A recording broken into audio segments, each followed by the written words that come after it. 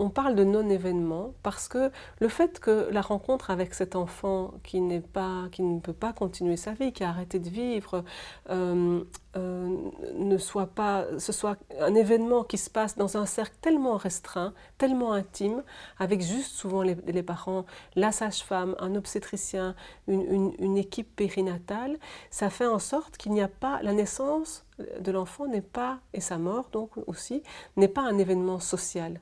C'est-à-dire que les personnes ne vont pas venir fêter cet événement, ils ne vont pas venir saluer l'enfant, il ne va pas être présenté à la famille ou au monde social.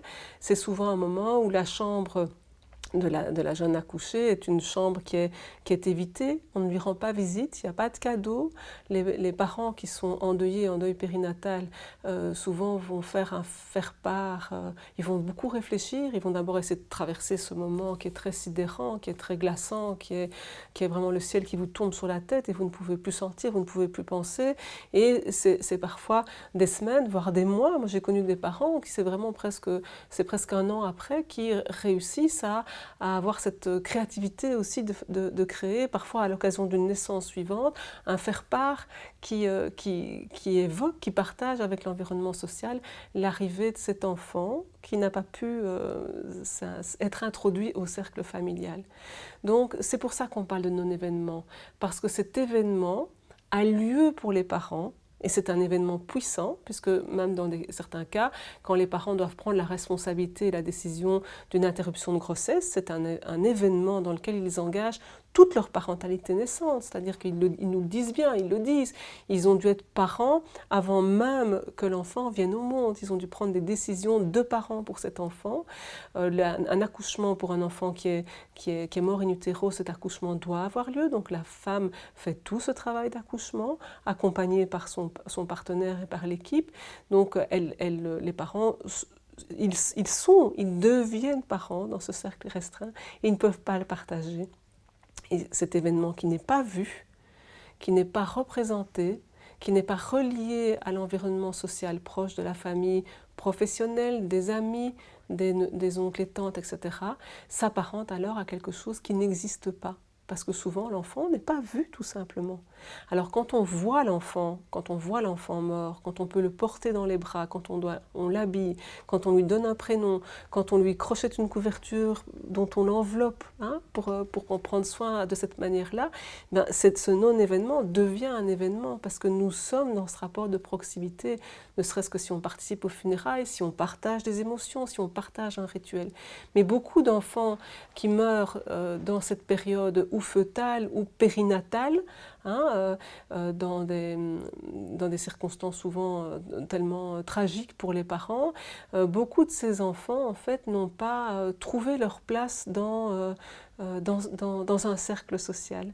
Et c'est ce qui va faire que l'entourage a tendance à nier cet événement. C'est ce qui va faire ces paroles tellement maladroites, on se demande comment elles peuvent exister, de dire mais vous êtes jeune, voilà, vous aurez un autre enfant. Ce sont des paroles qui sont ravageuses, je ne sais pas comment le dire, ravageuses, ravageantes pour les parents qui sont endeuillés parce que eux sont parents.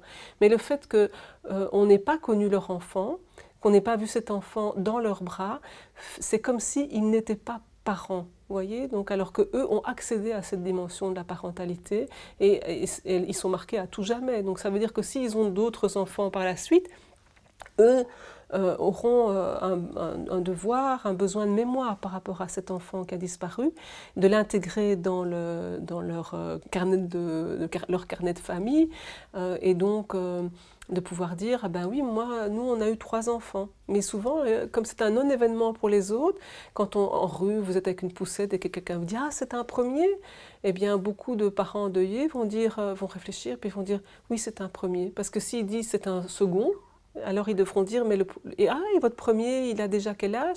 Ben il est mort. Et ça ce sont des paroles, c'est-à-dire que l'environnement ne peut pas entendre ça puisque l'environnement il a plusieurs trains de retard.